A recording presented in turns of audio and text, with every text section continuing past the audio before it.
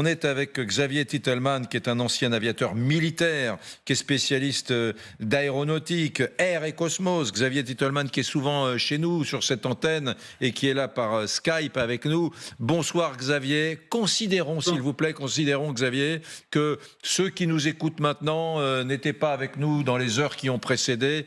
Donc considérons qu'ils ne savent pas grand-chose sur ce crash qui est survenu à 200 km de Moscou environ, sur un vol privé entre Moscou et Saint-Pétersbourg. Qu'est-il arrivé à cet avion selon vous, Xavier Titelman ?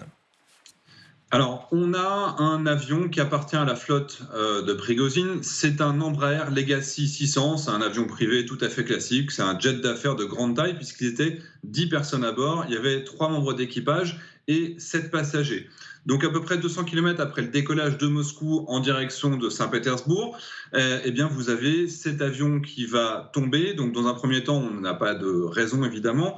Mais le fait est qu'il y a des explosions, il y a des bruits qui sont des témoignages des gens au sol qui font qu'il y a beaucoup de gens qui vont lever la tête, qui vont sortir leur caméra et on a énormément d'images à différents moments. Alors on n'a pas l'explosion initiale, mais on a des images vues de l'extérieur avec en particulier quelque chose qui marque tous ceux qui sont habitués à regarder maintenant des missiles sol-air, c'est qu'on a cette trace qui correspond, en fait c'est un nuage qui correspond au tir d'un missile sol-air et on a tout en haut le panache d'une autre couleur, c'est-à-dire que le tir est blanc et tout en haut il y a du gris et ça correspond à de l'explosif, c'est-à-dire qu'on a un missile sol-air qui a touché cet avion.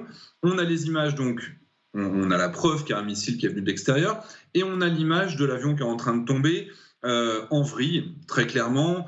Il a certainement une partie de l'extérieur droit du fuselage qui a été arrachée, en tout cas le réacteur. On continue à entendre le réacteur. D'ailleurs, quand on écoute attentivement les images, quand il tourne sur l'image qu'on est en train d'entendre, si on avait le son, on entend que quand il tourne à chaque tour, et donc il est en train de tomber en vrille, on a un bruit du réacteur, ce qui veut dire qu'il est encore en partie allumé, mais dans tous les cas, ça ne change rien. Il est irrécupérable pour les pilotes. Et en fait, pour l'instant, en tout cas, on a une enquête qui va être lancée officiellement par la Russie parce qu'ils n'ont pas le choix. Mais dans la réalité, il n'y a absolument aucun doute sur le fait que l'avion a été abattu.